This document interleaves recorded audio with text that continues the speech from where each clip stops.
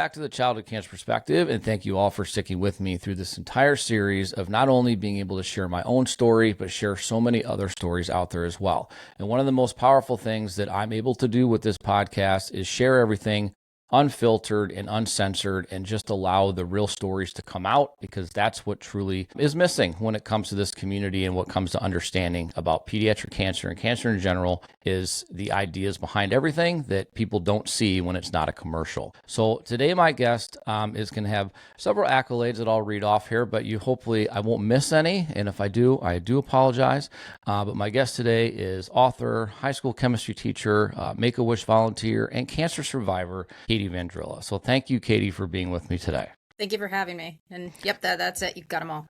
Okay. I appreciate being able to speak with you and kind of get your story and everything behind not only, your cancer diagnosis, but what you've also turned it into later on in life as a survivor, because I kind of say that there's two different ways you can go when you're going through cancer. Is number one, at the end of treatments, you can Homer Simpson into the bushes and just leave it behind, which is totally fine, or you can kind of turn it all into some kind of purpose and give back to the community as well. So talk about your initial diagnosis, which I believe was acute lymphoblastic leukemia, and kind of what led to the actual diagnosis of the symptoms, things like that. Okay. So the original diagnosis came about a month after I started getting sick. I was a very active junior in high school, and I always loved food, and I was very active. I would stay after school. I was involved in maybe 5 different clubs, like the drama club and other things like that. And it got to a point that I was so tired that I couldn't stay after school. I couldn't study, which school was a huge deal for me, but I would come home and take a nap, which I had never napped since I was like a baby. So I would sleep right after school. My parents would wake me up for dinner. I wasn't hungry, which again was a big red flag because I love food. And then I'd go to bed really early, maybe 7 o'clock, and then I'd be exhausted the next day and repeat the cycle. And I stayed after school not only for activities, but I would get help when I didn't understand stuff. If I had a test or anything, school was a very important part. Not only did I want to be a teacher, but I knew that education was very important. So not putting my all and not being able to was really the big things, being very tired and also not eating. And then we went to the doctor, and there's actually a funny story. I finally was able to eat something, and my mom's like, all right, whatever you want. She gave it to me, and then on the news, it was like, how your dinner might kill you, and more at 10. And of course, it was what she fed me. So we thought like I was getting sick because of that, but it wasn't. And then my doctor immediately realized, she felt around, and she realized my spleen and everything was enlarged. So she sent us to get a blood test. And the next morning I was pulled from school. My whole family sat around the pediatrician's office, and we heard those words no one wants to hear. And that is what started everything. Yeah, and I think what a lot of people maybe misunderstand is that, I would say almost majority of symptoms that lead to a diagnosis of pediatric cancer can be assigned to so many other things, right? You're tired, or you're not eating well, or you bruise easily, or something like that, and you don't immediately think this is what it could be. And what my wife likes to say, the doctors are looking for horses and not zebras in that sense, because you're not necessarily upset with how long a diagnosis takes, but at the same time, you kind of are, but they're not looking, okay, well, you came in tired and you're not eating, she must have cancer. That must be what we're looking for. It could be, but let's look at all these other options first. And so a lot of these symptoms and a lot of these diagnoses take weeks, if not months and months to diagnose, because they're ruling out every other thing before we get to that big diagnosis. But when you look back at it, a lot of kids and a lot of situations, how much time with treatment do you lose during that time of trying to figure it out? Yeah, as my treatment started, I realized how lucky I was. It was mostly our fault that it took so long, because my family was going through I'm tired, I'm not eating, it can't be that big a deal. So when we finally went to the doctor, my doctor caught it immediately, and I realized how grateful I was when I met other kids and other families at the hospital where they were months in and they still hadn't had a proper diagnosis. So for me, being diagnosed 12 hours after going to the doctor was mind-blowing that my doctor caught it so fast, and I really appreciate that, because like I said, there's so many that, they don't get a diagnosis, or it takes forever. And like you said, treatment, the sooner you start, the least you can be on that road to getting some sort of normalcy. Right. Yeah. I think that diagnosis, that anything outside of, a couple of weeks, if not months, is really kind of anomalies. And it's not, again, I don't think it's doctors that don't want to find the answer. I think it's just trying to narrow things down and not immediately jump to what we as parents do. Like we notice the symptoms and now we've got Google, right? And we go in there, put all the symptoms in, and the worst things in the world pop up first. And we're trying to stay away from those. But I think it's amazing that's a good story. Like I wish more and more stories were like that. They catch it really soon and really early. And I think we're getting there. I think that the tools in the toolbox are becoming more and more. I think that we're sharing ideas more, and I think we'll see more of these I hope we don't see more diagnosis, but Yeah. they'll come faster and because the sooner you get that treatment started, the better chances you have of beating it and having a good, kind of quality of life moving forward. Absolutely. And you had treatment, you had chemotherapy, correct? And so talk to us a little bit about that, you said 2.5 years of chemo. So I was diagnosed in November, and it took 2.5 years to get through. There was different regimens that we would go through, and each one had slightly different things. The first one was trying to get the leukemia cells, which are called blasts, in your bone marrow down to an undetectable level. So they kind of just had a cocktail of chemo that they pumped through me. And then the different, what's the word? Regimens, I guess. Each one had different names and different parts to it. So some had inpatient chemotherapy, others were outpatient, others were just medicines that I took at home. The goal was maintenance, which was about maybe the last 10 to 12 months, that was where the chemo really lessened and I started to grow my hair back. And that was to kind of just get me to the finish line and best chance of not relapsing. But yeah, each one had its own little twists and turns and different chemos and different procedures, and yeah, all of them kind of blend together. I actually just didn't process anything until I started writing my memoir, because you don't have time. Like I was diagnosed 12 hours after I went to the doctor, and we immediately had to drop everything and we became the cancer family, and we had to go to the hospital every couple days. We ended up there for weeks at a time. It's just, you don't get to sit and go, "Ooh, how do I feel about this? Let me process everything." So you just do what they say and you ask questions and you keep going. And then I started processing once I was totally out of treatment, to go, what just happened to my family? Yeah, and it's something else. I like, obviously you were diagnosed at what, 16, right? Yes. Yep. So there's those age groups make a big difference in not in intellectual level of understanding when it comes to this stuff, because our daughter at 6, 7, 8 years old understood what was happening. It's just they can't explain it as well as once we get a little bit older. But the age groups make a big difference. You're getting into a time when, in high school and things like, everybody's judging, right? No matter what, everybody's judging what's going on. You're trying to figure out how to explain it all or just get through it. Did anything with that age and going through it at that age, do you think it was different for children? I mean, obviously different for younger kids because of the age you were at. Did you have any troubles in school or anything like that? Or was there special, what do you want to call it, kind of exceptions made for that kind of thing for when you were there? Oh, absolutely. So because of the protocol for leukemia, I was not able to go back to school the rest of my junior year. So I was homebound tutored to get me through, to keep me on track to start senior year. And I did go back into the building for senior year. But along the way, my chemo brain, so being able to remember, focus, was not good. And I actually still have some long-term effects that maybe I just have a bad memory, but I definitely, even years later, have trouble remembering short-term things, making them into long-term memory. And they had warned us that that could be a side effect, more so if I was younger and my brain was still, you're still developing at 16, but if I was even younger, it would have been a bigger risk for learning disabilities or the way the brain functions.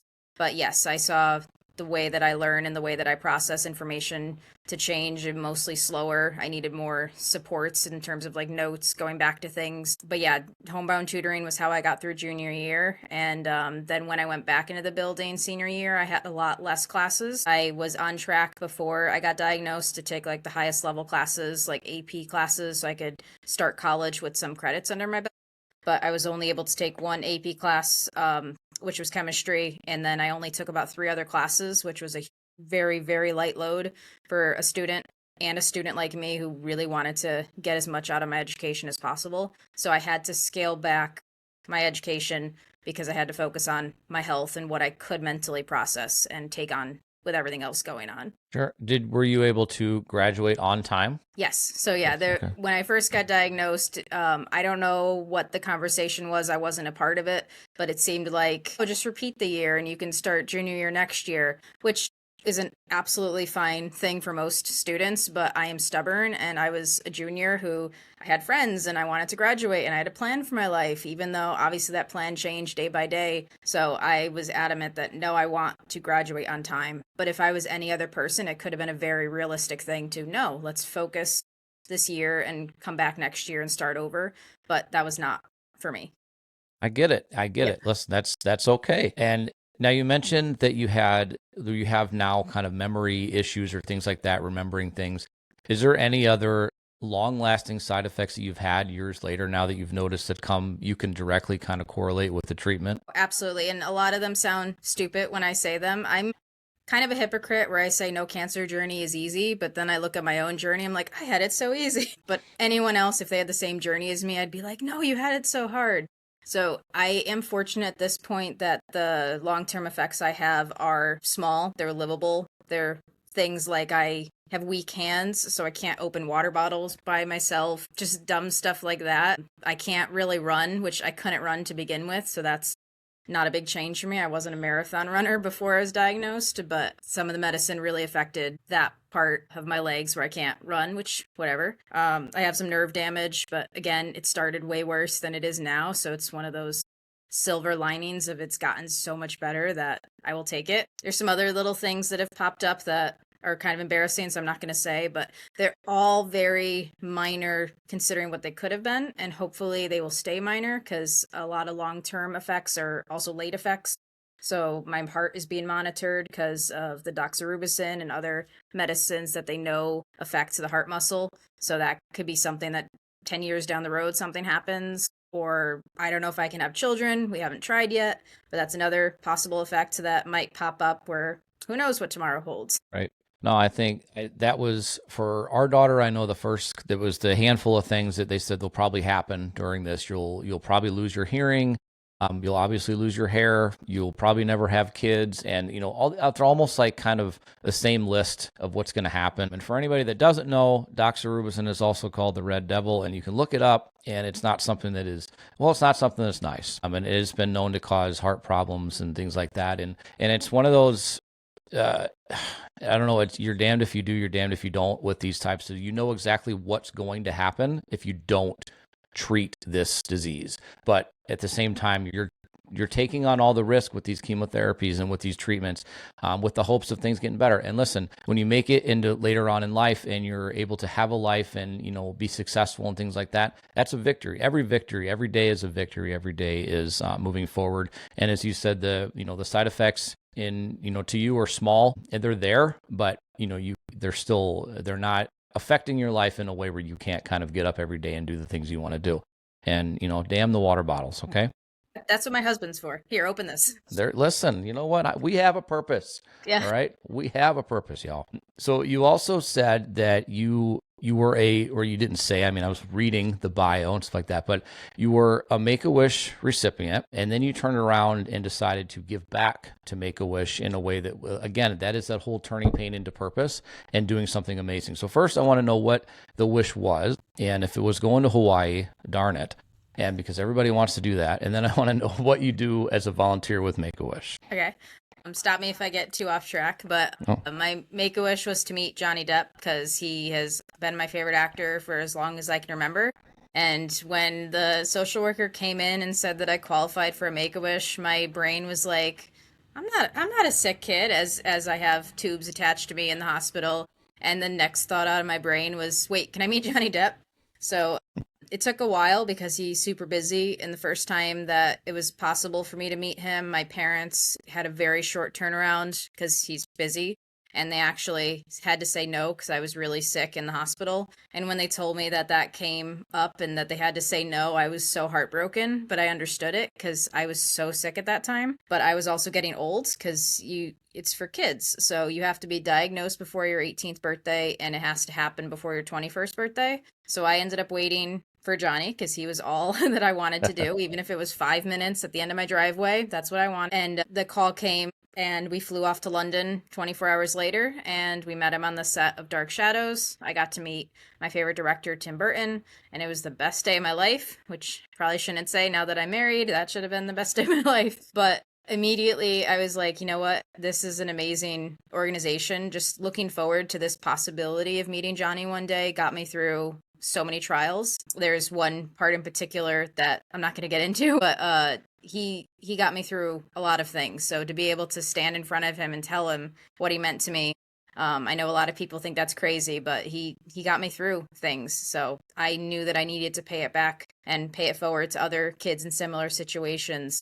So I looked at how to become a volunteer and I started wish granting 3 years later, which is where I meet with the families, meet with the kid, figure out what their one true wish is, whether it be to have something, go somewhere, meet someone, be something, give back in some way. And it's really incredible to see what these kids want and why they want it. And then when that dream comes true, it's always better than they expect. And it just to play a part in the smallest part of these kids' stories and these family stories is so rewarding, and I absolutely love it. And I've granted over 40 wishes so far in some part or some aspect, whether it's the whole process or just a piece of it, and it's really rewarding. So I try to give back whenever I can through that, through my books that I wrote. I absolutely love Make-A-Wish. Yeah.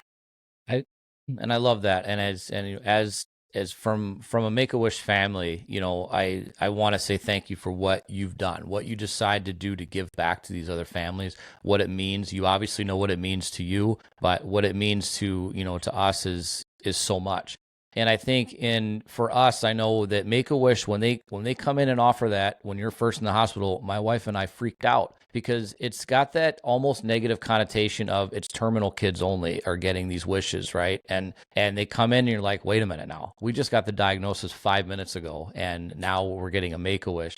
And it took a while. It took a while because COVID and everything else, but it was incredible because it was all about our daughter. It was all about her and all she wanted, and it was amazing. And what it can do to kind of change your attitude and change your perspective on things, or just give you a new perspective and hope, really is incredible. Now, you've granted a lot, and they're all important. They're all amazing.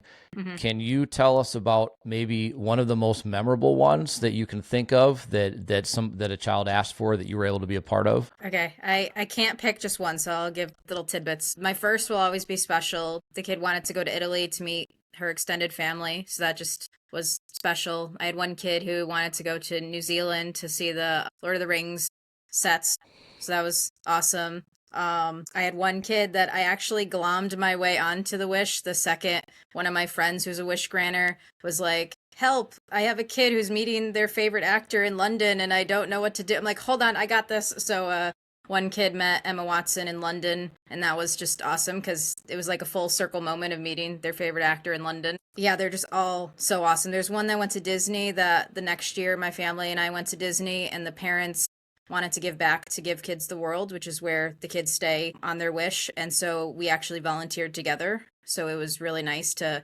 reconnect with that family and give back to Give Kids the World. That was really awesome. And I have a wish kid now who she's already on the process, and she just became a wish granter. Her wish hasn't even been granted yet, and she's already a wish granter. So I don't know, they're all special, but that's kind of a little sampling. Yeah, no, I think it's amazing. I was on a side note, I was able to interview Make-A-Wish Wisconsin last year, and I, just what they're able to do and what they're able to set up, when it comes to meeting celebrities seems to be a big one. Obviously, like I said before, Hawaii is a big one, trips and things like that. But to me, and from what I've heard, it seems like the celebrities and people that want to be met, they're almost question, why would you want to meet me? Of anything you can, of anything you can do in the whole world, mm-hmm. and you want to meet me, why? Yeah, Johnny literally said that. He's like, why are you guys here? Because there was a couple of us that met him at the same time, because that was when he was like really popular. And he's like, why? I mean, listen, Hollywood is love and hate, you know what I mean?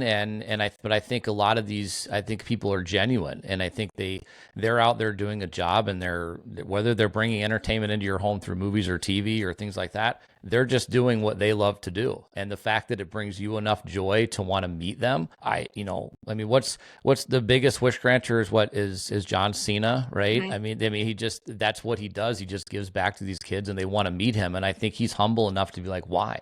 Why do you want to meet me? What have I done? I go, I jump around and beat people up for a living, as whatever. But you want to meet me, and I think it's humbling, and I think it's really awesome that haven't really heard of any bad stories of celebrities not wanting to get involved and meet people that just want to take that opportunity. Listen, if you have one, you can let it out. I know it's up to Not, you, but I'm not going to say names, but I get if you're busy. I absolutely get that. But I hard judge a celebrity when they say no. Mhm. It's like, wow, okay. Oh yeah, again, I'm not gonna call some out, but Sure, obviously I've had some where it's just like, wow. yeah, But no, on a different note, I had a wish kid that was John Cena's fifth wish, and I don't wow. even remember his number now because that was like a decade ago. He's It's incredible. that's crazy. But that just proves to you right there that no Hmm. matter how busy you are, right, you can always make time for somebody that's all they want in life Hmm. is just to meet you. And even you said yours what is only a couple minutes, right? You're not there for hours and hours or days and days. Like you're there to meet them, say hi, give them a hug, tell them what they mean to you, and that's a grant. That's a wish grant, right? That's there. And so Yep. it is a shame. And yeah, we never have to call anybody out, but it is a shame because I'm a firm believer and you're never too busy to answer the phone. Hmm. You're never too busy to take 5 minutes to do this and that. So it's a shame, but I'm glad that a majority Yes. Yes. of people will make the time and make the effort. So that is amazing. So again, thank you for doing that, and it just keep doing what you're doing and granting those wishes and being a part of it because that personal lived experience means so much when you can give back to an organization that way. Now, you also mentioned, and again, reading and things like that you have written some books. You have another one that's coming out next month, but tell us about the books that you've written. And did you always want to be an author, or did this come from this journey? Both. I Okay. always liked to write. It's always been fun, but going forward and actually putting in the effort to do something about that was because of my journey. When I was in the hospital, I realized that every time cancer was in some sort of book or movie, it tended to be sensationalized and like either, oh, poor this person, and then they die. And it's like, okay, I know that's a reality, but that's not, that it's still a person. They still have life, they still have a family. Just didn't I didn't like the way it was being represented, so I wanted a normal children's book that anyone could read that represented leukemia in a normal way. So a kid who had it could represent themselves and be like, oh, that's me. Or someone that isn't touched by it could read the story, it be normal, and still maybe learn something along the way. So that's where Thumper's hospital adventure came from. It's sorry, I have like an itch on my nose. I don't want to keep scratching. So that's where that came from. Thumper is my stuffed rabbit, and he was always with me in the hospital. So I wrote about what he would do if like we got separated and what would happen with that. And when I went to publish it, I realized that I didn't need any money from it. I wanted this to go to Make-A-Wish, and Make-A-Wish America, we're very fortunate here. Basically, if you qualify for a wish, you might have to wait, but you're almost guaranteed to get the wish versus internationals outside of America. And I don't know the statistic currently. I know it constantly changes, but last I read, it's something like for every wish granted, there's two other kids that they don't have the funds to grant the wishes. So the proceeds are split between Make-A-Wish America and Make-A-Wish International so that kids everywhere around the world facing critical illnesses can get their wish. And that's where that book came from. And then there was a sequel that had its own story to it, but that's where the first book came from. I love that. And it is true that when you're kind of looking through and you're looking at a lot of, like I say all the time that there's no books on how to raise kids, but Mhm. there's a million books on how to raise kids, but they're written by people that don't have kids, honestly. And when it comes to books like this, there are a lot that it's very direct, and it doesn't make it easy or fun for a kid to read or to understand what's going on without almost being scared or anything like that. So I love that you took the personal experience, you took what you kind of learned throughout it and turned it into something that can be not sensationalized, and it can just be read as a book. My wife wrote a children's book as well, kind of in the same sense, in the same manner, and we did something unique with it and decided we weren't going to put the word cancer in it at all and use it as kind of all encompassing to being in the hospital and just not being scared. It doesn't have to be scary, it can be an adventure. And it was fun. It was a lot of fun to do that and kind of give back. And the same thing, whatever money we've raised from that has just gone into into our nonprofit. Like we're not sitting on piles of cash here. We're not Ann Rule making millions of dollars on books. It's just a fun thing to do, but in a way you've learned and you can see how kids react to this stuff. And so I think that's really awesome. Now you have another one that is coming out right on May 20th called C is for Childhood Cancer. And that's more of a memoir about what you've been through. So tell us about that. So that was me years afterwards going, you know what, maybe I should process what I went through. So I started just kind of jotting stuff down for myself to process what I went through. And then I realized that, you know what, if one person could benefit from the little stupid anecdotes that I have to say or my inappropriate humor at times, if one teenager out there, a young adult who's going through anything similar to me could benefit from this, then I want to get it out to that person because I didn't have access to stuff like that. Like you said, there's a lot of books out there in terms of this specifically, memoirs. There's obviously the popular ones like When Breath Becomes Air and things like that, but it wasn't childhood cancer or directly from someone that's been through something similar to what I went through. So I wanted to put my story out there to keep the conversation going, to build the community of survivors and their families and their caregivers, and also to help them be better advocates for themselves. Like maybe there's someone out there who's ignoring certain things, but then when they read about how I didn't and I was stubborn and I asked questions, maybe that'll encourage them to speak up. And again, if it can help one person, then that's why I wrote it. I love that because it's, I mentioned it before, but lived experience is so important when giving back either to as an organization, when you're volunteering, when you're writing these books, because you were in it. It's not about research anymore. It's not about going to the library and all. It's about you living it and putting that into words that people can understand. Because I can also relate and say that, in 2020, when our daughter was diagnosed, we were 100% on an island, had nobody, no understanding, no connections, nothing, no support, none of that. Like you're trying to figure it all out, and there's no books. At that point, there's nothing guiding you in this process and what to do. And these types of resources would have been so incredible then, because we would have at least had an idea of what we were in for or what to expect, or at just a minimum, what questions to ask and things like that. And so it's so important to give back and do that kind of thing. And so I love that. Now, what will happen with the proceeds from this book? So at least 10%, I'm committing to 10% is going to childhood cancer research.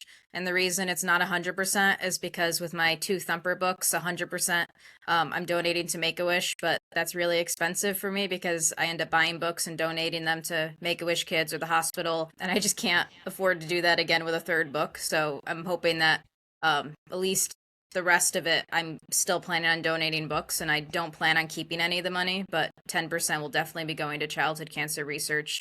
I'm not committing to one because there's so many good foundations out there, but there's two top ones that are going to get the 10% for the beginning, at least. Okay.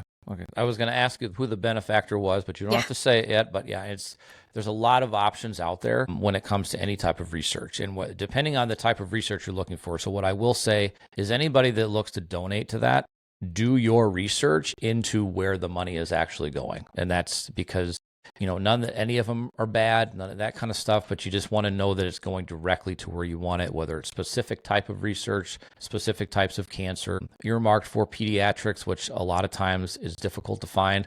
Just do your research, and I'm sure you'll pick a great one. I'm sure you've got a couple that are ready to go. Whole chapter about it in the book. I love it. So you said that you would always like to write, and then this kind of pushed you into doing it, to kind of giving back a little bit.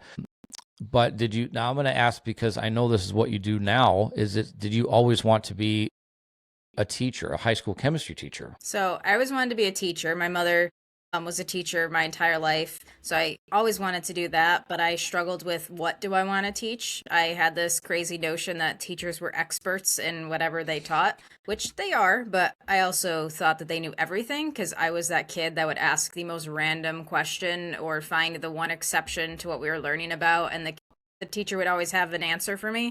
So I didn't know what I would be good enough to actually major in college and then go back and teach until I had chemistry and I had a conversation with my chemistry teacher and she's like, "We don't know everything." And I was like, "Huh, I guess I should have known that by now." But nope, that was new information for me and I really enjoyed chemistry and that's why I decided to become a chemistry teacher. I love it because I honestly, I thought the same thing. If you're a science teacher, you must know everything about it. If you're an English teacher, you must know everything about it. Who would have known that you're still learning every day and you're just as much learning as the kids are along the way, but maybe not 100% expert. And that's okay, I guess. Because listen, I had a professor once tell me that experts, if you call yourself an expert, it means you think you have nothing else to learn. So that's kind of stuck with me for a long time. So I will never call myself an expert in anything because I feel like I'm always learning, always trying to figure things out. Now, one thing that I read on your bio, and you mentioned as well, and I think is 100%, but why do you think that humor is so important going through a journey like this, or just maybe your own dark humor, things like that? Why do you think it's so important that we almost, I would say that you have to laugh at yourself or laugh at your situation? I mean that's my philosophy is that you have to laugh at it and it's just how I process, it's how I communicate. I'm super sarcastic. If you know me, I make puns constantly. I'm constantly thinking of something that's ironic or whatever. So that's just how I connect with my world. And it helps me to process and get through everything is to, you know what? Even if this is the end of the world, we have to laugh about it. So Yeah, I agree. I don't know how we would have gotten through it without just laughing, and you either laugh or you cry. It's one of the yeah. And I mean at the same time it's one of those things we have to, and it's I would guess I would call it an unfortunate side effect of all of it, that you're looking at the situation from different angles that people don't see. And like I said in the very beginning, this journey is absolutely not a commercial. Everything that you see on TV is about 0.5% of what kids go through and families go through. And I wish the commercial was real life. I really do. It's scary, right? It's not fun. It's hospital beds and it's beeping machines and it's all of these things that give us PTSD later. But that's reality. And I wish more and more people would talk about it like that, because I think that's what you need, so that we have that vision that we need, so that more and more children can make it into later on in life, getting into the dreams that they wanted to pursue and to have and to become what they wanted to become and have a future. And that's so important. But I'm so glad that I was able to kind of hear your story and what you've been able to do with all of it, not letting it define you, like never letting this define you, but also understanding and kind of owning what you went through and turning it into something good. Now, is there anything that I missed? And I do this all the time. I miss things. Is there anything that I missed that you would like to share, both about what you've got going on now or what you're planning in the future, anything like that? I guess I do have to give a shout out to Johnny Depp, who he wrote a foreword for my second book, which was Thumper's London Adventure. So I guess we talked about the other two books. I just wanted to say that he was amazing and wrote a foreword for that book, and which also goes to Make-A-Wish. I love that. I love that. And you know what, Johnny, if you're listening, just share this for me. But no, I think it's incredible. I said it before, people that take time out of their day, that that they're busy, I get that, but take time out of their day and are humble about the fact of why in the world would you want to meet me? Would you want this to be your one opportunity to do something when you can have the world, essentially? Make-A-Wish offers you the world. They offer you, what do you want? They don't say, what do you want? Except they say, what do you want now? Now, unless it's COVID times, then they say, what do you want except travel?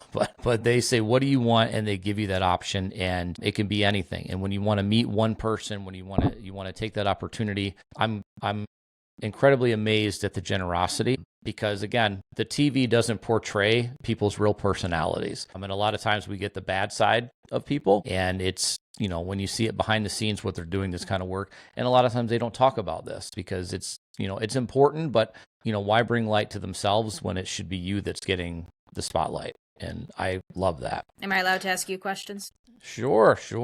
What was JC's Make-A-Wish?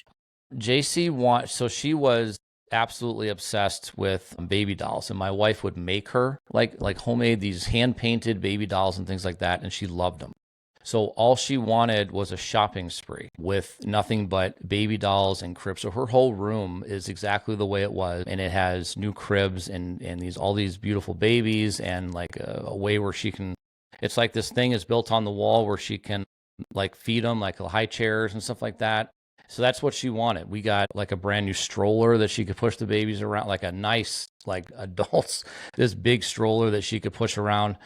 And that's all she wanted. I mean, originally we said she wanted to go to Hawaii, right? That's what she wanted. It was 2020. That was not happening. And they said, what else do you want? She goes, I want a shopping spree. So that's what it was. And they showed up at the house and they just, all this stuff coming in. And she was just, I've got pictures of her just overjoyed about all this stuff coming just for her. And it was just bags and bags and she loved it. And that happened to be literally like a day before she started her chemo.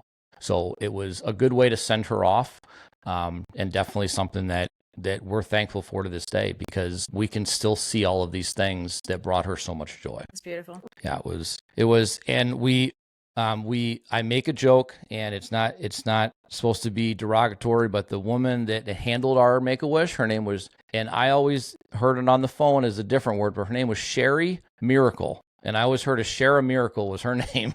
And whenever she called and my wife would say, yeah, it was Sherry Miracle. I said, Share a Miracle? That's not real. That's not real at all. But that was her name. So, I mean, I think we're destined for things in life. Like we get here and we're set off for a certain type of path.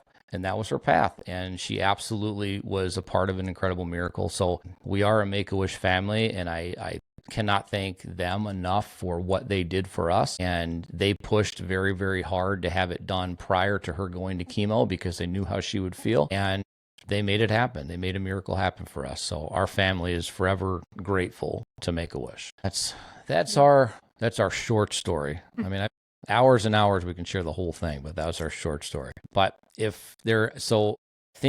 think we covered everything. If I didn't, please let me know. But otherwise, it was an incredible honor to have you here, and I can't wait to be able to look into these books. I love to get the books and be able to read them. You know, we have our own, like I said, and we were able to put those out in everything that we do and hand them out. It's the same thing. We buy them and just donate them, and that's okay. But it does become expensive. So please, I'm going to put all of your links, your website, all that kind of stuff in the description. So if anybody wants to purchase these books and, help bring those to people that need them and help bring the proceeds to a lot of other people that need it too, and kind of help in both ways, you'll be able to do that. But I appreciate having you here today. Thank you for having me. Yeah. And so everybody else, we will see you all next week. But like I said, all these links will be in the bio. You'll be able to, it is Thumper's Hospital Adventure, and then C is for Childhood Cancer. That comes out on May 20th, and you'll be able to purchase that. And the benefactor has not been released yet, but however, I promise they will go to good causes and bring about the research that we so desperately cry for every day in this community. So thank you for giving back so much when you were going through all of this. It's amazing to see the minds of children at all ages wanting to not think about themselves and think about everybody else. So thank you so much for that. Thank you. All right, everybody. We'll see you all next week. And Katie, thank you so much. Thank you.